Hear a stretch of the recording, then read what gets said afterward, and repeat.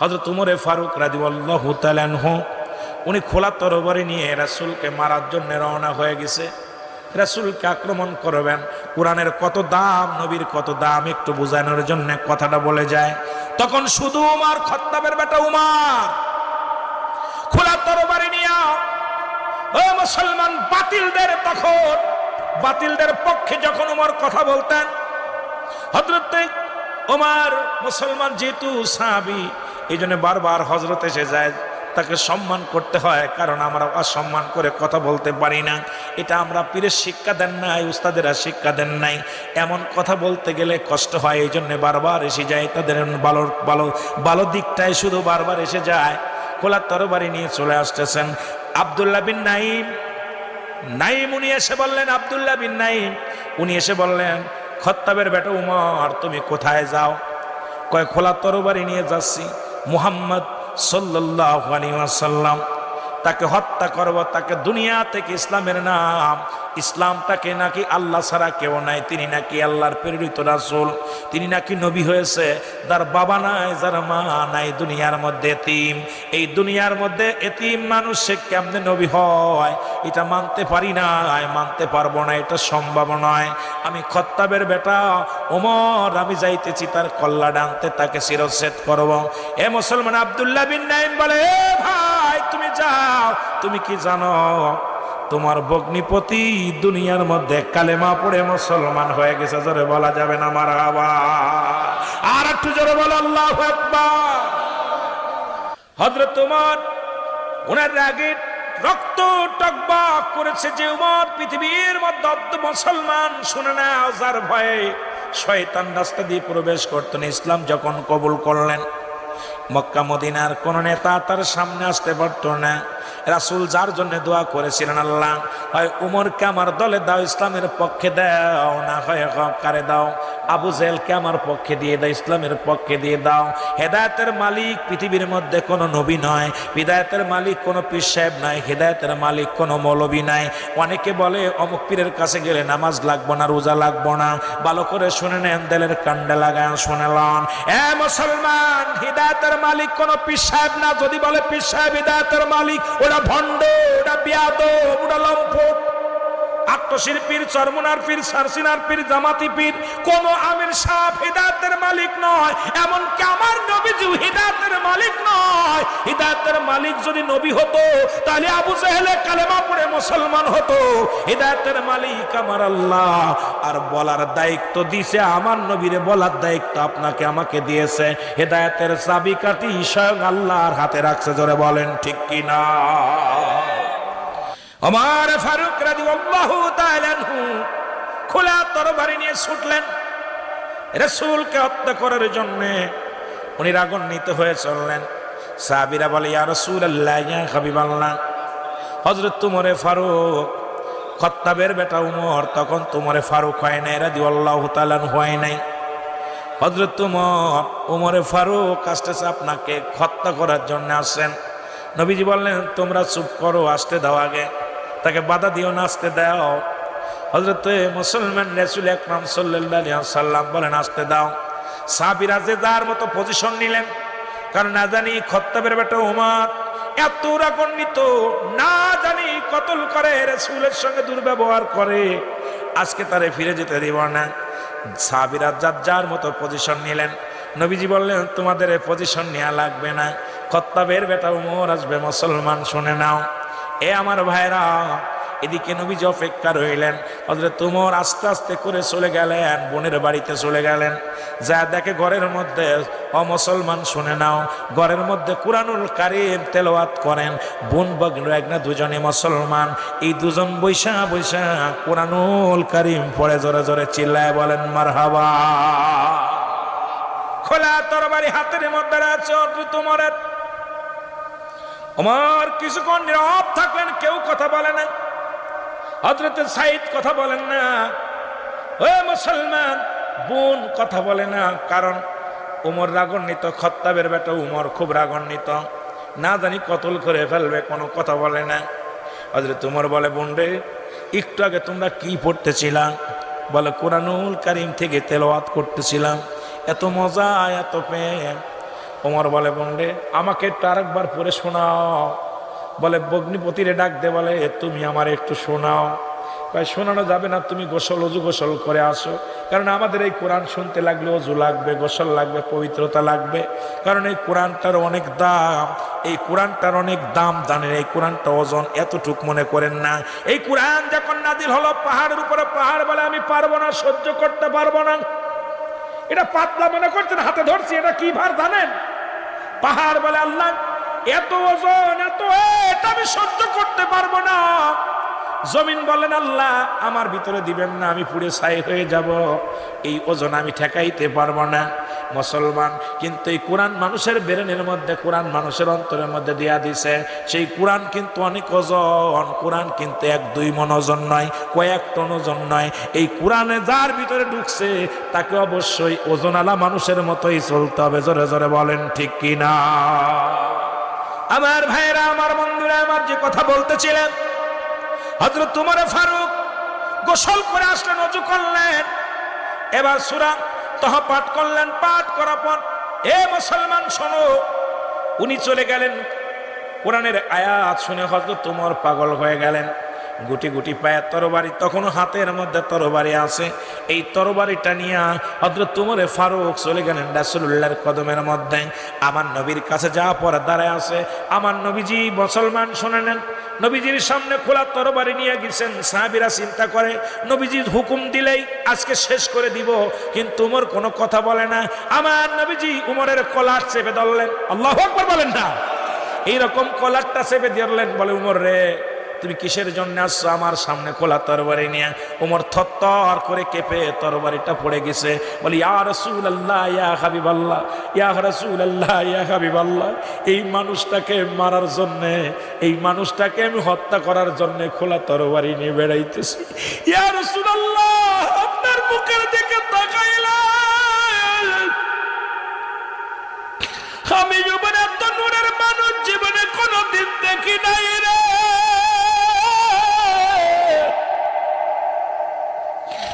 এত সুন্দর মানুষ কোনদিন মানুষের ক্ষতি করতে পারে না, যার চেহারা দেখলে ভিতর অন্তর সব পরিষ্কার হয়ে যায়, যার নূরের চেহারা দেখলে দুনিয়ার সব দুঃখ দূর হয়ে যায়, এই মানুষটা কোনদিন কারোর ক্ষতি করতে পারে না।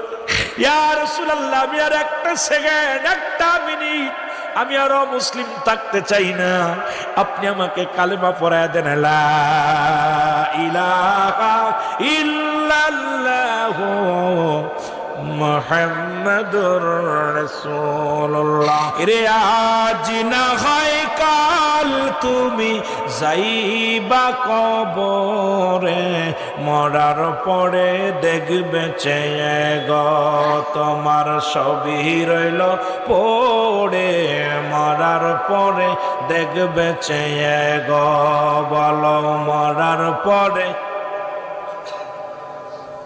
একটু বলেন না, রে আজ না হয় কাল তুমি, আজ না হয় কাল যাইবা কবরে, মরার পরে দেখবে চেয়ে গো তোমার সবই রইল। দাদাই গেছে বাবাই গেছে কেউ আসলো না ফিরে, তোমার তো যাইতে হবে গো। হায় হায়, আজকে একমত নানা নাই, শুনেছি দাদা নানা চলে গেছে দুনিয়া থেকে।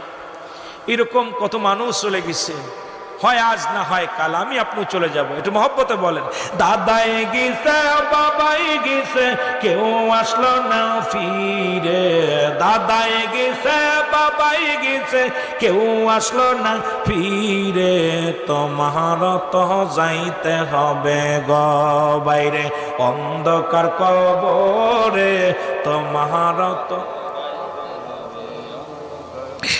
আজ না হয় কাল তুমি, আজ না হয় কাল তুমি যাইবা কবরে, মরার পরে দেখবে চেয়ে গো তোমার সবই রইল, আর পরে দেখবে চেয়ে।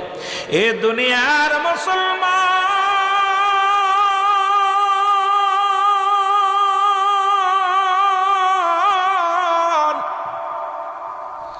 হযরত ওমর ফারুক কালেমা পড়ে যখন মুসলমান হয়ে গেছে গো,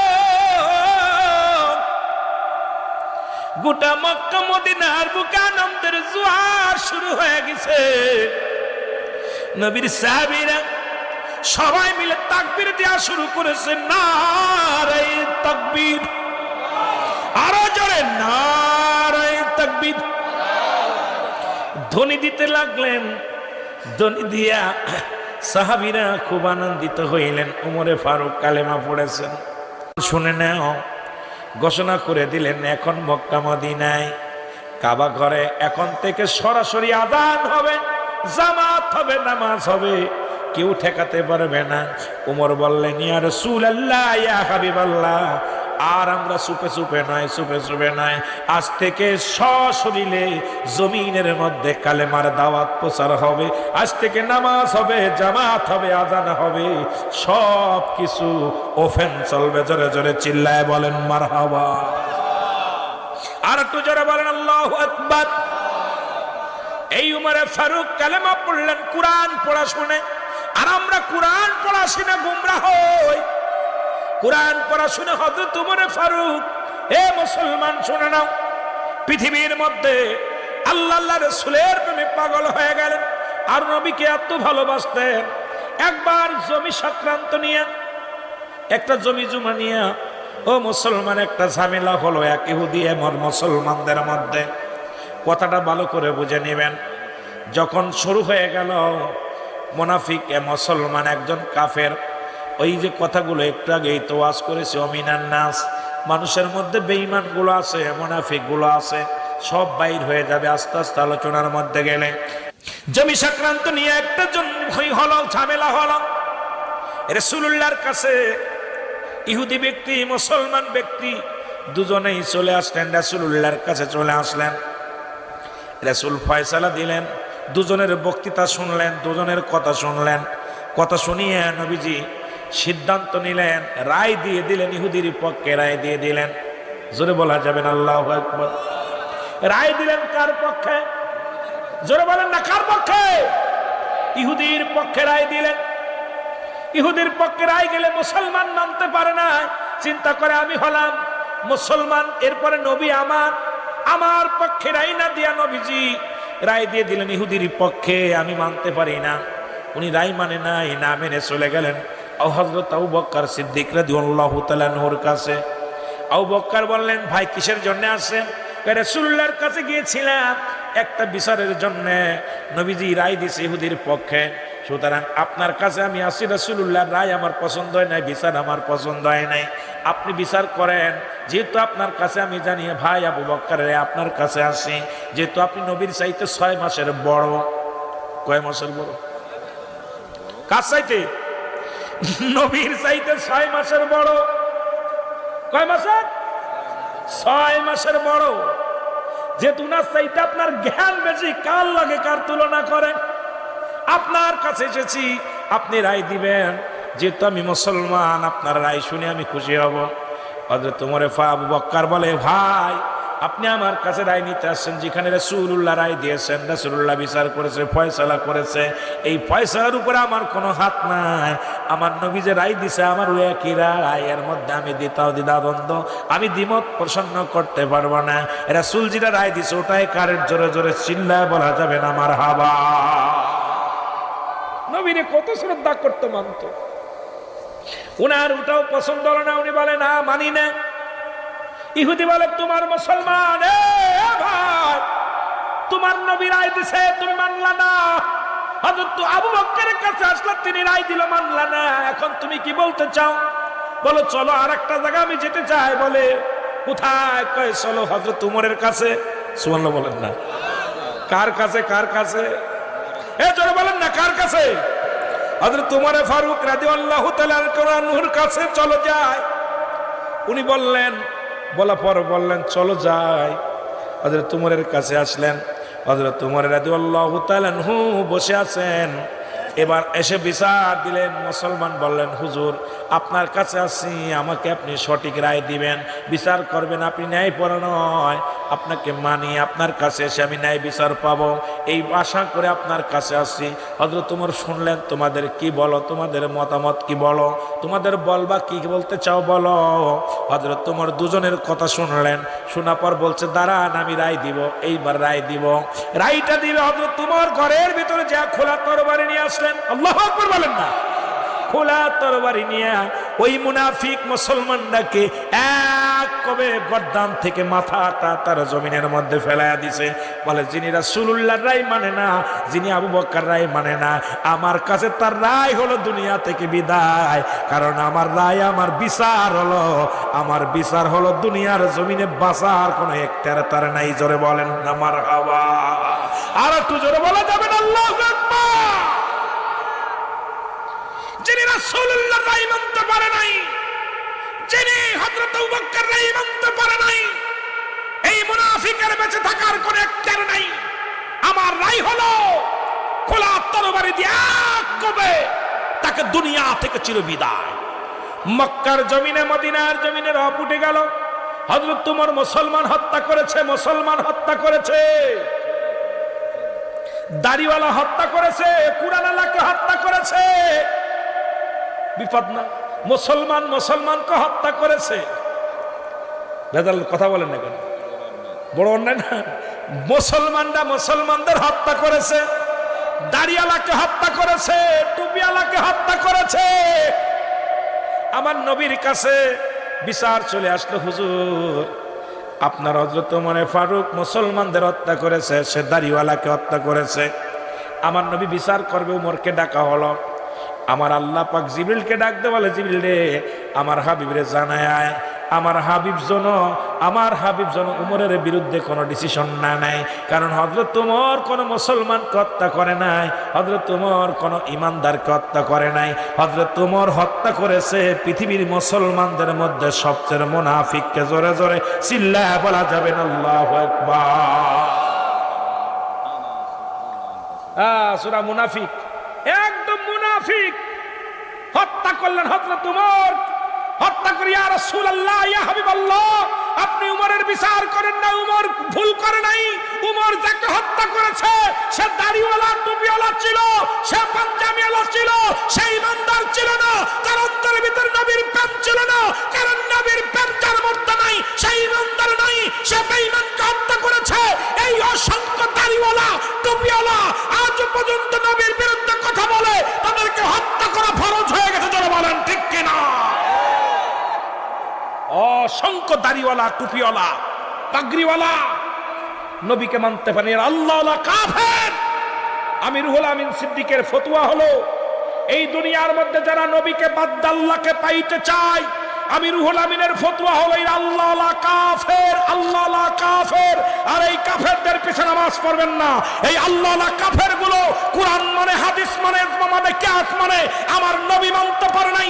আর নবী যারা মানতে পারে নাই এদের পিছনে নামাজ হবে না। নবী যারা মানতে পারে নাই তাদের সঙ্গে কোনো আপোষ নাই। নবী যারা মানতে পারে নাই এই মুনাফিকদের সাথে কোনো সম্পর্ক নাই। নবী যারা মানতে পারে নাই এদের সঙ্গে কোনো ভালোবাসা নাই। নবী যারা মানতে পারে নাই এই মুনাফিকদের সঙ্গে আমাদের কোনো বন্ধুতা নাই, ভালোবাসা নাই, কোন আত্মীয় স্বজন কেউ নাই। তারা মুনাফিক, তারা মুনাফিক, তারা মুনাফিক। যারা বলেন ঠিক কিনা?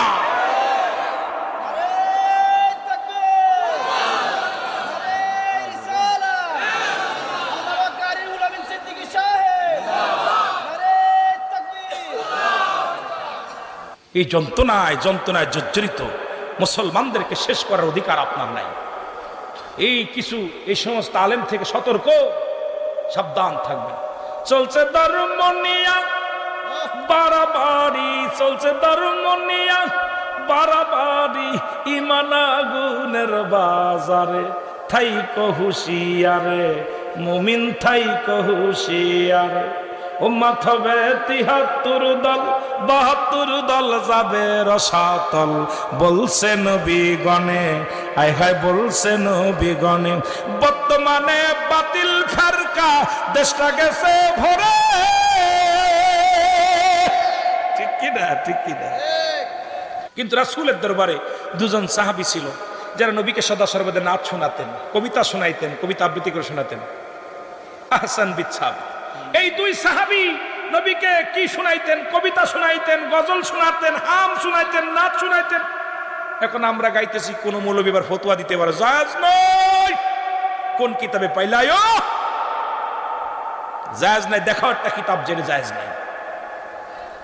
দুইটা মেম্বারই দুইটা, যেহেতু মক্কা মদিনায় গেছে, উস্তাদ গেছে, রাসূলের মসজিদ দুইটা মেম্বার ছিল। একটা মেম্বারে নবী খুতবা দিতেন, আর একটা মেম্বারে সাহাবীরা এইরকম উৎসাহিত করতেন মুসলমানদেরকে, এইরকম কবিতা বলে আবৃত্তি করে, গজল গায়া, হামনাদ গেয়ে। এখন আমার দেশে কিছু আসলে বলা নাই, কত ওই যে কিছু আছে দেখবেন, ওই আঙ্গুর ফল বড় টক, ও যদি খাইতে পারতো, উঠতে পারতো, এটা খুব মিষ্টি। আল্লাহু আকবার বলেন না, এরকম কিছু আছে না বাবা? নিজে গাইতে পারে না। আমারে ছোটবেলাটাও গজল শিখাইছিল উস্তাদ। সালাত সালাম আমার, সালাত সালাম গো আমার কয় নবী মুস্তাফায়, তোমরা যদি যাও রে মদিনায়। আমরা ডাকতে ওই সালাতু সালাম, এই গজলটা উনার মোটরসাইকেলে পিছে সরাইয়া সরাই আমার শিখেছে। আমি গত পরশু দিনকে বলছিলাম কথাটা, যে কেম আব্দুল কাদের লোহানি সাহেব আমার পিছনে সরাইয়া এই গজলটা আমার উনার মুখস্থ করাইছিল। তা আমারে খালি ডাক দিতে কয় ওই সালাতু সালাম, বুঝছেন? এই গজলটা নিজেই শিখাইছে, নিজে কয় সালাতু সালাম। আমি বুঝতাম উস্তাদ ডাকছে খুব মহব্বত করে। আবু হুরায়রা, কথা বুঝেননি, সাহাবী ডাক দিছে, নবীজি ডাক দিছে এই বিড়ালের আব্বা। তা আমার সালাতু সালামকে ডাকতে হচ্ছে ছোটবেলা। ওইদিকে গেলেই এই গজল তার নিজের হাতে শিক্ষা দিয়ে আমার।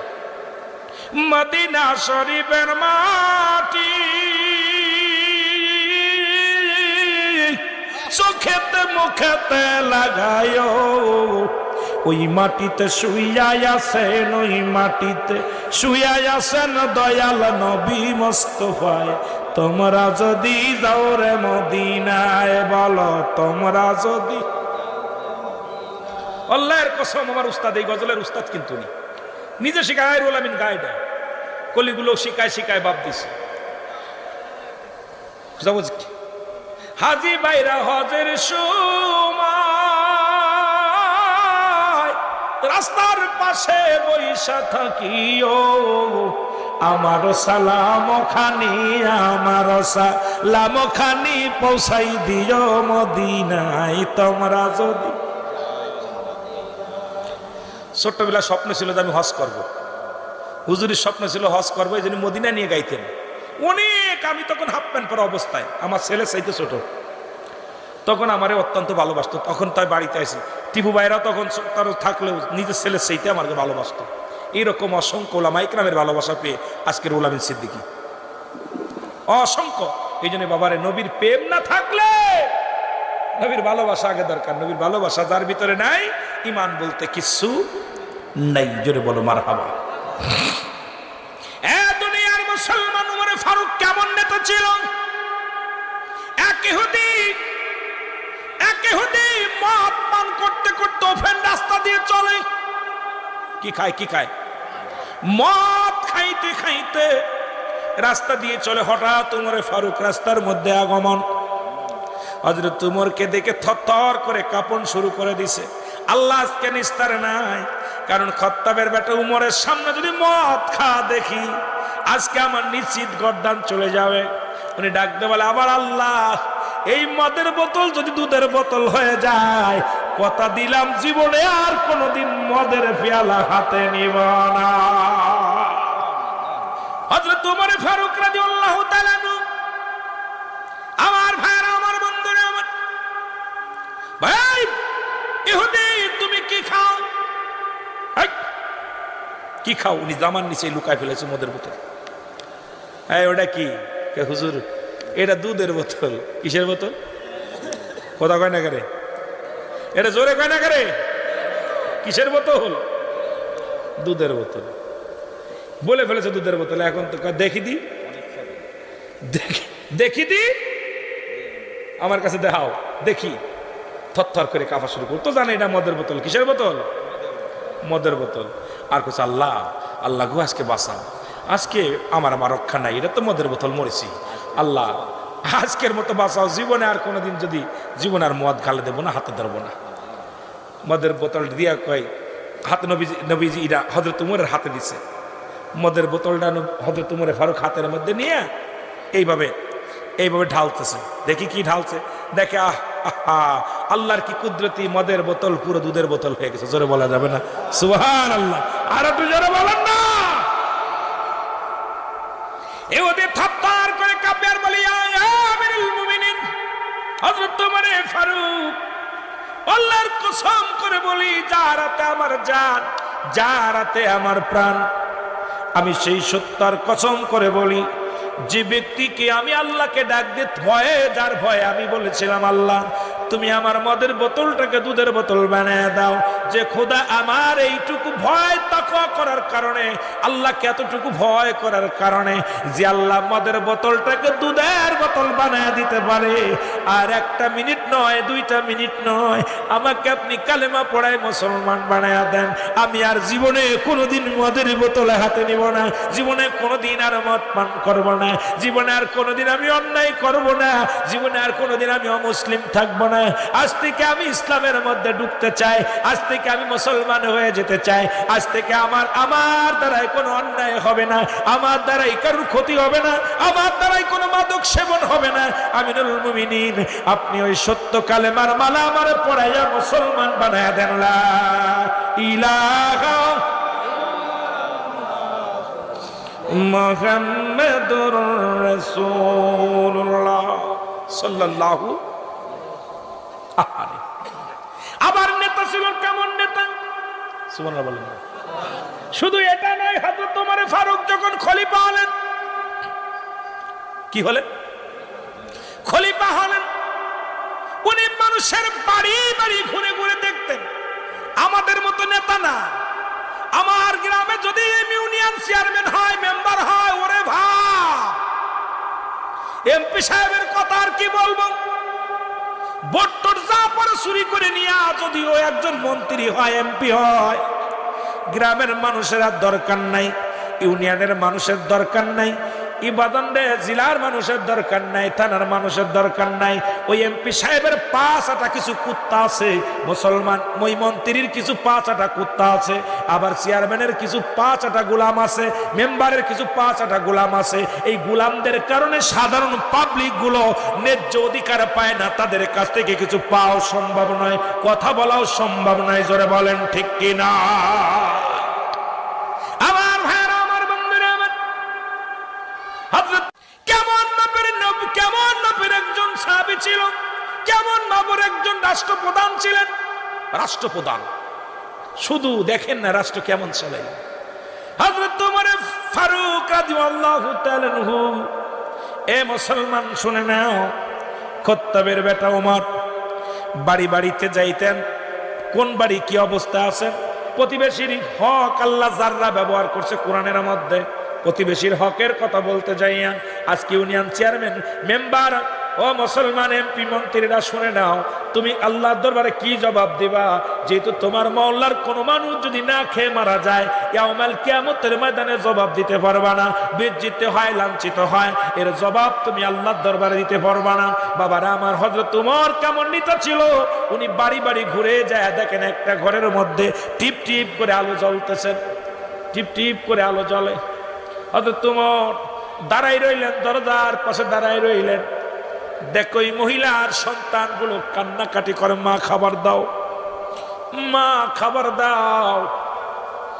মা জননী অনেক কষ্ট করে বুঝাইলেন, বাবা একটু ধৈর্য ধর, খানা হবে। এরপরে পানির ভিতরে কিছু পাথর, ছোট ছোট পাথর দিয়া জ্বালাইতে লাগলেন, পাথরগুলো জ্বালাইতে লাগলেন। মুসলমান শুনে নাও, হযরত ওমর ফারুক দেখতে লাগলেন ঘন্টা হয়ে যায়, খাবার হয় না।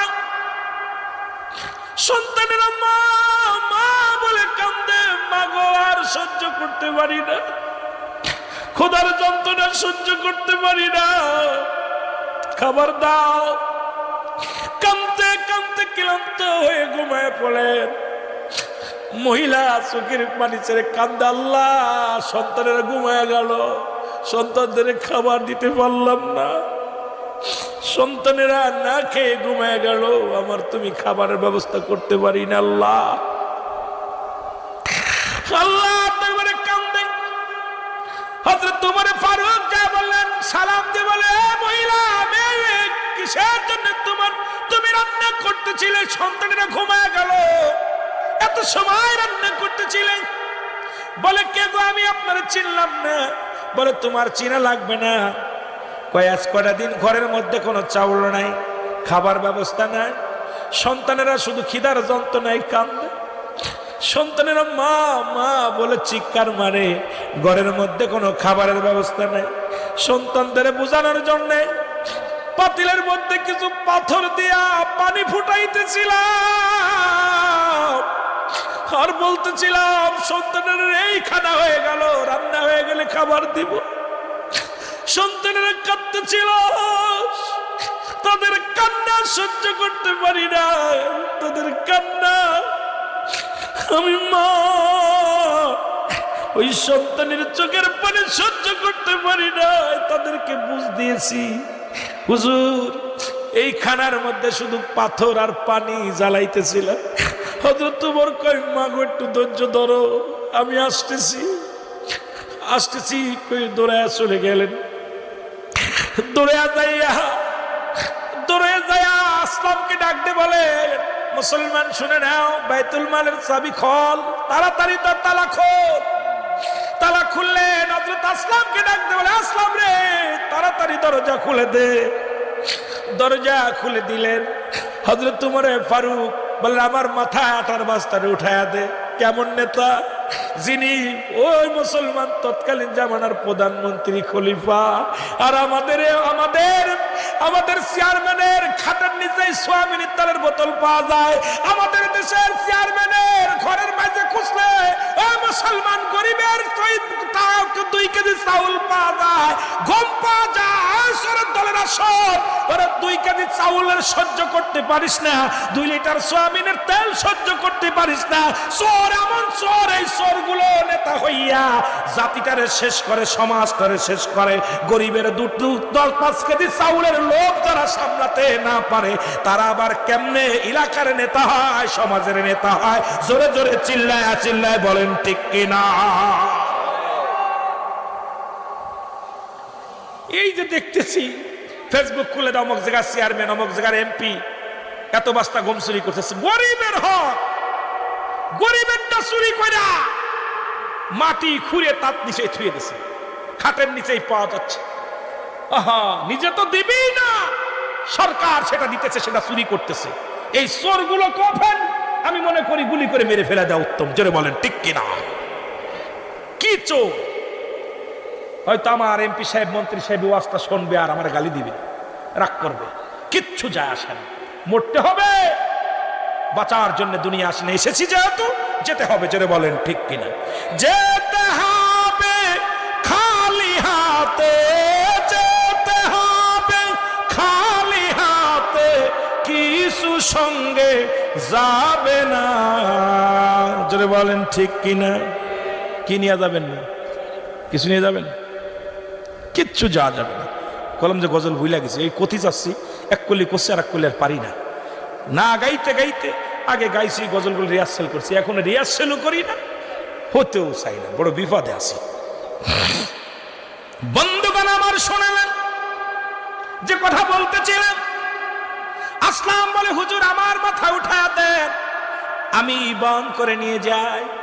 হযরত উমর বলেন, না না, তুমি আমার মাথা উঠায় দাও। আমি আল্লাহর আদালতে কি জবাব দিব? আমি আল্লাহর আদালতে জবাব দিতে পারবো না যদি আমার মওলা ডাকবো। তোমার যমক ব্যক্তি না ক্ষুধার্ত অবস্থায় ছিল, আমি কি জবাব দিব? আসলাম রে জলদি করে আমার মাথায় উঠায় দে। হযরত তোমার মাথার মধ্যে উঠাইয়া এই মুসলমান শুনেন নাটার বস্তা নিয়ে টানিয়া ওই মহিলার ঘরে যা বললেন, বুন্ডে আমার বড্ড দেরি হয়ে গেছে, এই লও এই আটা দিয়া রুটি বানাও, রুটি বানায় তোমার সন্তানদের খাওয়াও, প্রাণ ভরে খাওয়াও, আর আগামীকাল তুমি উমরের রাজ্যে যাবা। উমরের কি যাবা? মুসলমান ওই কোরাস দরবারে যাবা, এর চাইতে বেশি তোমারে দিয়া দিব। আমি তার কাছে বলে একটু বেশি দিয়া দিব, তুমি যাবা, আগামীকাল যাবা। দেরি করেন, ছেড়ে দিব, ওয়াজ ভয় নাই, চলে যেতে হবে, ছেড়ে দেব ওয়াজ, কি ছেড়ে দিব? উঠাওয়াটি করলে মজা লাগে না।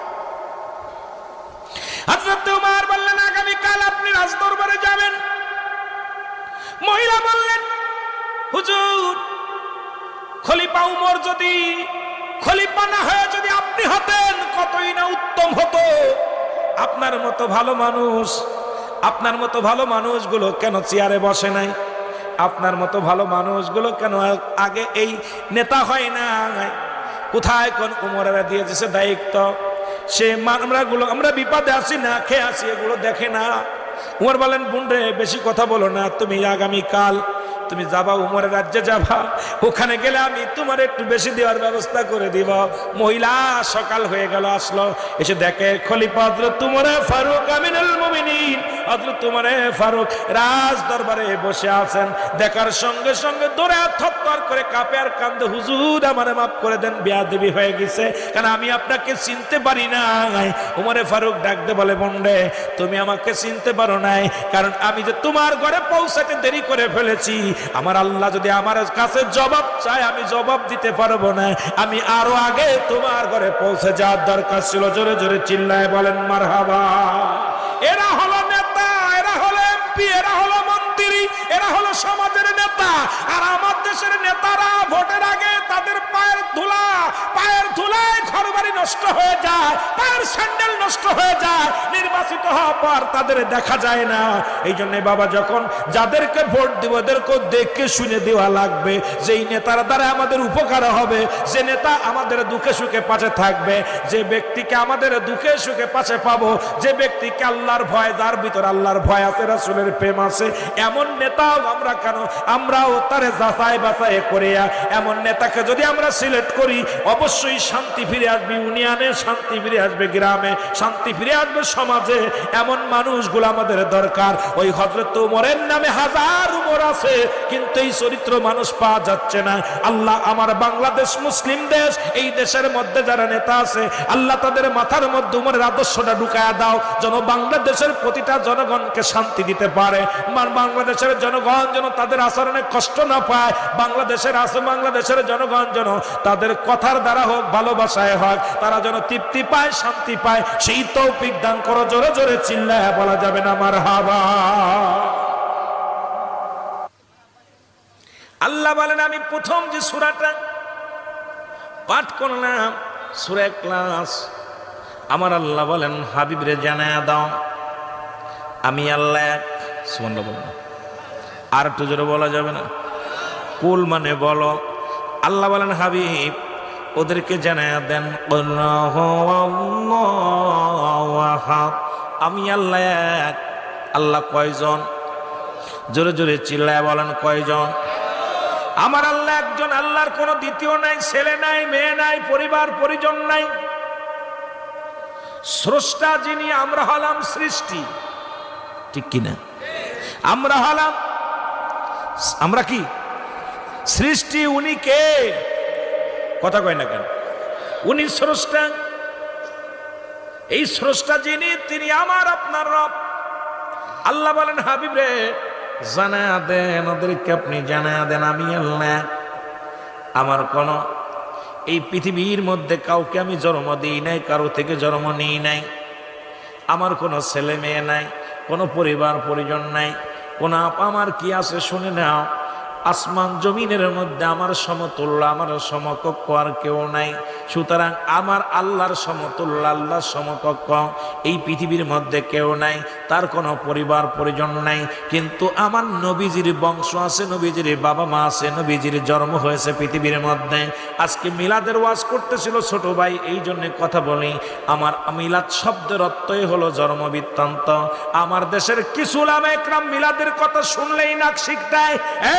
শোনানো, ভালো করে শোনা নাও, পৃথিবীর মধ্যে মিলাদ শব্দের অর্থই হলো জন্ম বৃত্তান্ত। সুতরাং আমার নবীর জন্ম আছে, আল্লাহর জন্ম নাই। নবীর বাবার নাম আব্দুল্লাহ, আমার নাম আমেনা, দাদার নাম আব্দুল মুত্তালিব, দাদির নাম ফাতিমা। এ মুসলমান বংশ হলো কুরাইশ। এই পৃথিবীর মধ্যে নবী 570 খ্রিস্টাব্দে দুনিয়ার মধ্যে আছে, একমাত্র মিলাদ আছে আমার নবীর, মিলাদ নাই আমার আল্লাহর। জোরে বলেন ঠিক কিনা? বুঝা নিতে হইব, খালি ঠিক ঠিক কইলে হইতো না।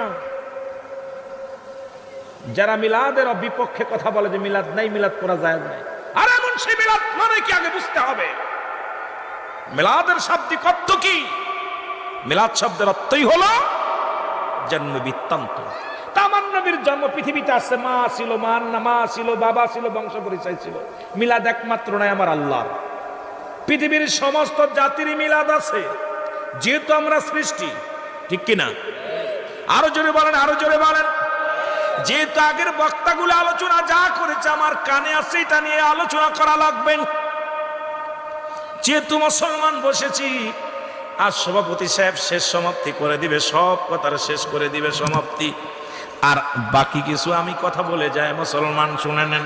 সুতরাং আমার আল্লাহকে পাওয়ার একমাত্র ঠিকানা, এখন আপনি মুসলমান হতে হলে আপনি পড়বেন লা ইলাহা ইল্লাল্লাহ মুহাম্মাদুর রাসূলুল্লাহ। আল্লাহ বলেন লা ইলাহা, নাই কোন ইলাহ। এখানে দেখেন, ভালো করে বুঝে নেবেন, এখানটা বুঝলে আপনাদের আরো মজা লাগবে। আল্লাহ বলেন লা ইলাহা, নাই কোন ইলাহ, ইল্লাল্লাহু, এক আল্লাহ ছাড়া, আমি আল্লাহ ছাড়া কিচ্ছু নাই। আল্লাহ ছাড়া ডানে তাকাবেন কিচ্ছু নাই, বামে তাকাবেন কিচ্ছু নাই, সামনে তাকাবেন কিচ্ছু নাই। আল্লাহ নিজের ঘোষণা লা ইলাহা, লাই লাই নাই নাই নাই নাই বলতে নাই, কিচ্ছু নাই। আল্লাহ কয় আমি ছাড়া কিচ্ছু নাই, সব কিছুর মালিক আমি আল্লাহ।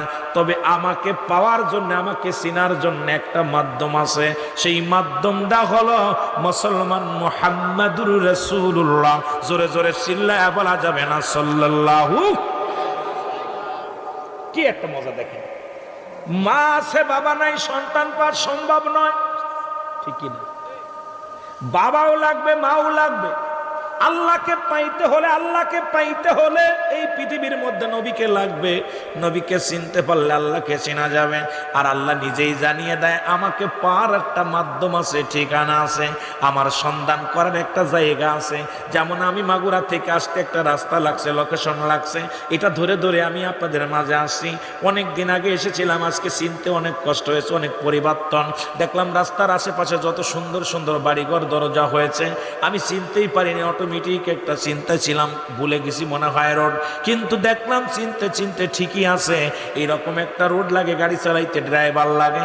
ও মুসলমান শুনে নাও, পেট্রোল লাগে, ডিজেল লাগে, টাই লাগে, টায়ার লাগে, টিউ লাগে, ইত্যাদি ইত্যাদি তদ্রূপ। এইগুলো বুঝাইতে গেলে, একটা বিষয়ের উপরে কথা বলতে গেলে অনেক সময়ের ব্যাপার। কিন্তু আল্লাহকে পাইতে হলে একটা মাধ্যম লাগে, ড্রাইভার লাগে। ওই ড্রাইভারটা হলো, গাড়ি পর্যন্ত যেতে হলে সেই ড্রাইভারটা হলো আমার নবী রাহমাতাল লিল আলামিন। জোরে জোরে বলেন মারহাবা। এই জন্য নবী বলতেছেন হায়াতি খায়রুল লাকুম ওয়াফাতি খায়রুল লাকুম। ওই মুন্সি মৌলভী হাফেজ কারি, আল্লাহর নবী বলেন উম্মতিরা রে, আমি নবী দুনিয়ার মধ্যে আগমন করেছি, আমার হায়াতের জিন্দেগিটা, আমি নবীজির হায়াতের জিন্দেগিটা, প্রতিটা মানুষের হায়াত আছে, মৃত্যু আছে। নবীজিরও হায়াত নবী দুনিয়ার মধ্যে আছে। কিছু মানুষ কয় নবী আমগার মতো মানুষ, কিছু মানুষ কয় নবী সাধারণ মানুষ, নবী কয় আমাদের ছেলে, কেউ বলে আমাদের মেয়ে। এখন বুঝলে আপনাদের ভালো করে বুঝে নিবেন, অল্প সময়ের মধ্যে অনেক কথা বলা লাগবে। নবী বলতেছেন হায়াতি খায়রুল লাকুম, আমার হায়াতের জিন্দেগিটা, আমার এই হায়াতের জিন্দেগিটা 570 খ্রিস্টাব্দে দুনিয়ার মধ্যে আমি আগমন করলাম। এরপর থেকে আমি 63 বছরের জিন্দেগিটাই হলো আমার হায়াতের জিন্দেগি। এই হায়াতের জিন্দেগিটা আমার উম্মতের জন্য, আমি নবী আমার উম্মতের সঙ্গে চলাফেরা করেছি, আমি আমার উম্মতের সঙ্গে কথাবার্তা বলেছি, আমি আমার উম্মতের মতো ঘর সংসার করেছি, আমি আমার উম্মতের মতো সব কিছু করেছি। এই জন্য আমার উম্মতের জীবন ধন্য, আমার উম্মত গুলো ধন্য ধন্য। জোরে জোরে চিল্লায় বলেন মারহাবা। বুঝতে হবে নবীজি বলতে নবী আমগার মতো মানুষ। আরে বোকা, নবীজি বলতেছেন আমার হায়াতের জিন্দেগিটা আমার উম্মতের জন্য কল্যাণ স্বরূপ। শরিয়াত, তরিকত, হাকিকত, মারেফাত, সাংসারিক জীবন, রাজনৈতিক জীবন, সমস্ত দিকে আমার নবী হলো উম্মতের শিখানোর জন্য আল্লাহ তারে পাঠাইলেন দুনিয়ার মধ্যে, যিনি কুল কায়নাতের নবী, নবীদের নবী, রাহমাতাল লিল আলামিন। জোরে বলেন মারহাবা। রহমতের আলম নবী, নূরে মুজাসসাম, সাহাবীরা আতর বানায় ওই নবীজির ঘাম। বলেন সাহাবীরা আতর বানায়। আমার মুসলমান বাবারা শুনে নেন গভীর মনোযোগ। এত আমার নবীর আগমন, এইবার নবী বলতেছেন ও ফাতি খায়রুল লাকুম, নবী মামায়াতি খায়রুল লাকুম। নবী বলতেছেন উম্মতিরা রে, আমি নবী দুনিয়া থেকে চলে গেছি। একদল মৌলবীরা কয় নবী মারা গেছে। নবী কি কয় শুনে নেন। নবী বলে উম্মতিরা রে, এই দুনিয়া থেকে আমি বিদায় হয়ে গেলাম। এটাও আমার নবীর উম্মত বলতেছেন। আমার নবীরা উম্মতিরা শোনো, আমার নবী বলতেছে উম্মতিরা এটাও উম্মতের জন্য কল্যাণ স্বরূপ। কারণ পৃথিবীর মধ্যে কোনো উম্মত যখন ভালো কাজ করে, আমি নবীর সঙ্গে সঙ্গে আমার আল্লাহর দরবারে আমি প্রশংসা করি আমার উম্মতের হইয়া। আল্লাহ অমুক গ্রামে কামরুজ্জামান, আল্লাহ টিপু মিয়া কুরআন পড়েছে, হাদিস পড়েছে, নামাজ পড়েছে, রোজা রাখছে, হজ করেছে, যাকাত দিছে, আমার আল্লাহর দরবারে প্রশংসা করে আমার নবীজি। আমার নবী যখন কোন উম্মত গুনাহের কাজ করে, বাজান রে, আমার নবী ডাক দেখায় উম্মতিরা রে, সঙ্গে সঙ্গে আমি নবী আমার আল্লাহর দরবারে ইস্তেগফার করি। আল্লাহ অমুক গ্রামে টিপু মিয়া গুনাহ করেছে, তুমি তারে মাফ করে দাও। আল্লাহ আমি তার হয়ে ইস্তেগফার করলাম, ক্ষমা চাইলাম। মুসলমান, আমি মাঝে মাঝেই বলি গুনাহ করে, গুনাহ অন্যায় করে ছেলে মাফ চাই বাবা, অন্যায় করে গ্রামের ছেলে মাফ চাই চেয়ারম্যান মেম্বার যাইয়া, অন্যায় করে উম্মত ক্ষমা চায় আমার নবী। সেই নবীর পক্ষে থাকার দরকার আছে কি না? বেয়াদবি করতে করতে মুসলমান বর্তমান জামানায় এতদিন বলছেন কোরআনের মধ্যে, এতদিন শুনছেন হাদিস জাল, হাদিস জাল, হাদিস।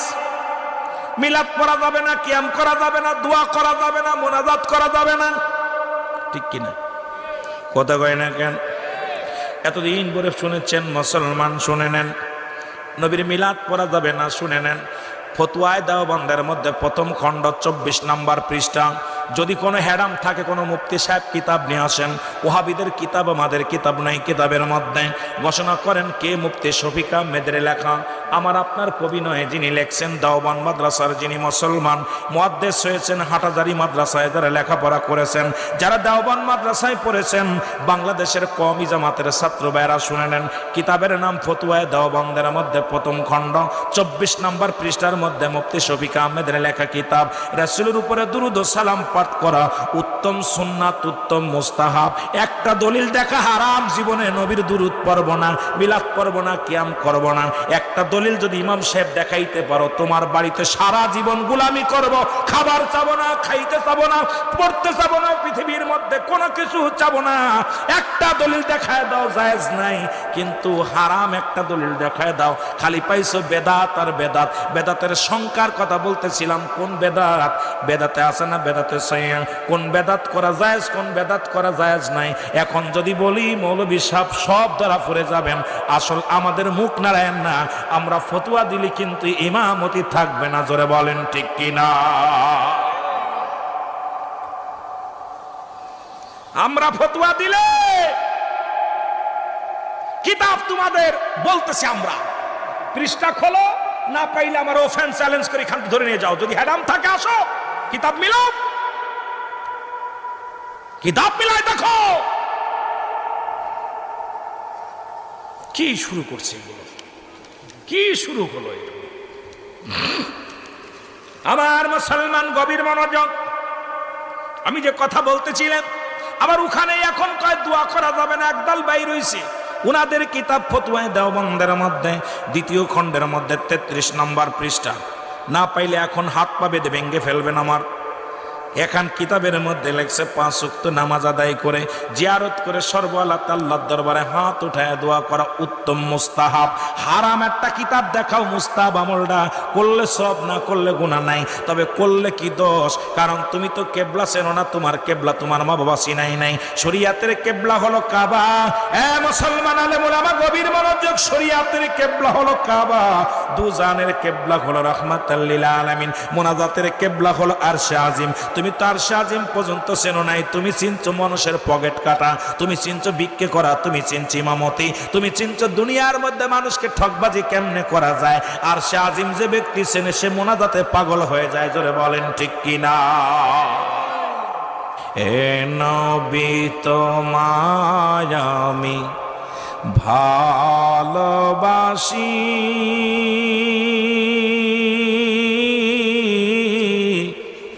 তাই তো তোমার প্রেমে পাগল আমি।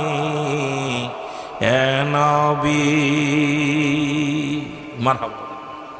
নবী গো, নবীর ভালোবাসা সবার নসিবে হবে না। দয়াল নবীর প্রেম ভালোবাসা যার অন্তরে যতটুক, তার ঈমান বলতে ততটুক। নবীর প্রেম ভালোবাসা যার অন্তরে নাই, তার ঈমান বলতে কিচ্ছু নাই, সরাসর বেঈমান, সরাসর বেঈমান। এখন কোরআনের দিকে যাই। কোরআনের মধ্যে ৬৬৬৬টা আয়াত। এখন বলতেছে কিছু বাদ আছে, কিছু বাদ হয়ে গেছে। কিয়ামত পর্যন্ত কোরআনের একটা নুক্তাকে উঠানোর মতো ক্ষমতা নাই, একটা আয়াত কারো লেখার মতো ক্ষমতা নাই। কোরআন শুনলেই মনে হয় অনেক কোরআন। এই কোরআনটার মধ্যে বলছে কোরআন অধিকাংশ আয়াত জাল, কোরআনের মধ্যে অধিকাংশ সূরা জাল। এ মুসলমান শুনে নাও, ওই তারা বলতেছে কোরআনের মধ্যে একটা সূরা আছে, সেই সূরাটা হলো জাল। ওই সূরা ইখলাসের কথা বলতেছিলাম, যে সূরা নিয়ে আমি শুরু করেছি আলোচনা। মুসলমান শুনে নেন, এখন দুনিয়ার কিছু মৌলবী কাঠ মৌলবীরা বলতেছে সূরা, কারণ যারা দুনিয়ার মধ্যে যারা চন্দ্র পূজা করে, যারা দুনিয়ার মধ্যে গাছ পূজা করে, যারা দুনিয়ার মধ্যে প্রতিমা পূজা করে, তারা চিন্তা করে যদি আল্লাহকে এক বলে স্বীকার করি তাহলে চন্দ্র পূজা করা যাবে না, মাজার পূজা করা যাবে না, দরগা পূজা করা যাবে না, অন্যকে খোদা বানানো যাবে না, একমাত্র আল্লাহকে আল্লাহ বলে মানা লাগবে। এখন এই সমস্ত মুক্তি ফতোয়া ইসরায়েলের সামচারা শুরু করছে, বলছে সূরা ইখলাস হলো জাল জাল। অথচ কোরআন আমরা পড়েছি, আমার আল্লাহ বলেন যালিকাল কিতাবু লা রাইবা ফীহি। আল্লাহ বলেন এটা সেই কিতাব যার মধ্যে কোনো সন্দেহ নাই। এই কোনো সন্দেহ নাই। সন্দেহ আছে? কথা কন না কেন? কোরআনের মধ্যে কোনো সন্দেহ আছে? একটা আয়াতেরও সন্দেহ আছে? ঈমান থাকবে না। কোন জের জবর নুক্তা পরিবর্তন করা সম্ভব না, কিয়ামত পর্যন্ত হবে না। আজ পর্যন্ত কেউ ভুল ধরতে পারে নাই। আল্লাহ বলে মানে কার? আল্লাহ বলেন একমাত্র কোরআনকে মানে শ্রদ্ধা করে কারা? হেদায়েত প্রাপ্ত বান্দা যারা। জোরে জোরে চিল্লায় বলেন ঠিক কিনা? তবে এর মধ্যে আবার এক শ্রেণী আছে যারা বলে মানতে পারি না। আল্লাহ বলে আমিনান নাস, মানুষের মধ্যে মায়াকুল তারা বলবে মান্না, তার ঈমান আনছে বিল্লাহি, আল্লাহর প্রতি, বিল আখিরাতের প্রতি বিশ্বাস স্থাপন করছে। ওমা হুম বিমুমিনিন। আল্লাহ বলে এক শ্রেণী মানুষ হাবিবরা আপনার কদমের মধ্যে যাবে, তারা দেখবেন দাড়ির মধ্যে ইসলাম, টুপির মধ্যে ইসলাম, লিবাসের মধ্যে ইসলাম, অন্তরের মধ্যে ইসলাম ঢুকাতে পারে না। এমন আল্লাহ ডাকতে বলে হাবিব রে অমিনান নাস, নাস শব্দের অর্থ মানুষ, মানুষের মধ্যে আছে। তারা বলবে মায়াকুল, তারা বলবে আমান্না, তারা ঈমান আনছে বিল্লাহি, আল্লাহর প্রতি, বিল আখিরাতের প্রতি বিশ্বাস স্থাপন করছে। আমা হুম বিমুমিনিন, তারা বলবে আমরা মুমিন, আমরা মুত্তাকিন। আল্লাহ কয় না না, তারা মুত্তাকিন নয়, তারা ঈমানদার নয়। ওদের জন্য আমি আল্লাহ রেখে দিলাম মুআদ্দাতুল কাফিরিন। ওই কাফের বেঈমান মুনাফিকদের জন্য আমি আল্লাহ প্রস্তুতি করে রাখলাম, একটা নয়, দুটি নয়, 7-7টা জাহান্নাম। কিডা কিডা যাবেন একটু হাত দুখানা দেখা। আপনাদের জন্য আল্লাহ আয়াত নাজিল করছে, শুনবেন। আল্লাহ বলে বিসমিল্লাহির রাহমানির রাহিম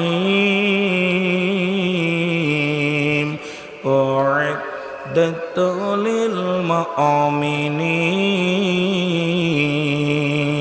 আল্লাহ বলে মুমিনদের জন্য, মুত্তাকিনদের জন্য আমি আল্লাহ 8টা জান্নাত প্রস্তুতি করে রাখছি। জোরে বলেন মারহাবা। কয়টা? কয়টা? ইমানদারদের জন্য জান্নাত প্রস্তুতি আছে কয়টা? আমার ভাইরা, আমার বন্ধুরা আমার, তাহলে কোরআনের মধ্যে এখন শুনেছেন, এখন কোরআনের মধ্যে হাত লাগায় দিছে। যারে কোরআনের মধ্যে ভুল আছে, ভুল আছে, ভুল আছে, আমার বাবারা শুনে নেন, কোরআনের মধ্যে কোনো ভুল নাই, কোরআনের মধ্যে ভুল নাই। মুসলমান বাবারা গভীর মনোযোগ, এই জন্যে তারা সাফল্যগামী হবে। কোরআন বাকারার মধ্যে প্রথম থেকে একটু আলোচনা করে আল্লাহ কয়, উলাইকা নাহাদাম মির রাব্বিহিম ওয়া উলাইকা হুমুল মুফলিহুন। জোরে জোরে চিল্লায় বলেন মারহাবা। আল্লাহ বলে উলাইকা, ওই সমস্ত লোক, আলা হুদাম মির রাব্বিহিম, যারা আমার রবের তরফ থেকে, আল্লাহর তরফ থেকে যারা হেদায়েতের মধ্যে আছে। ভালো করে শোনেন, যারা ডাকাতি করে না, চুরি করে না, বদমাইশি করে না, এদের কোনো পুলিশ দেখে ভয় নাই, মুসলমান পৃথিবীর মধ্যে দারোগা দেখে ভয় নাই। আল্লাহ বলে যারা দুনিয়ার মধ্যে হেদায়েত প্রাপ্ত হয়ে গেছে, শরিয়াত মানে, তরিকাত মানে, হাকিকত মানে, কোরআন পড়ে, হাদিস মানে, মা বাবার খেদমত করে, শরিয়াতের বিধান মেনে চলে, এদের জন্য আমি আল্লাহ সংবাদ দিয়ে দিলাম, এরা হেদায়েত প্রাপ্ত বান্দা, এরা সাফল্যগামী মুসলমান, এরা দুনিয়ার মধ্যে সাকসেস, কবরের মধ্যেও সাকসেস, এই পৃথিবীতেও মধ্যে তারা দুনিয়ার মধ্যেও যেমন মুসলমান। একটা কথা বুঝাইলে অনেক কথা বুঝাইতে হয়। এই যে বিল্ডিং খানা যদি ভিত্তি স্থাপন ভালো হয়, ঝড় তুফানে ভয় নাই, যদি ঝড় হয় পুড়ে ঘরালার ভয়। আল্লাহ কয় তোদের ভিত্তি স্থাপন ভালো করে আসছিস, দুনিয়ার মধ্যে তোদের নামাজ, রোজা, হজ, যাকাত শরিয়াতের বিধান অনুযায়ী তোমরা জীবন যাপন করেছো, তোমাদের কোনো টেনশন নাই।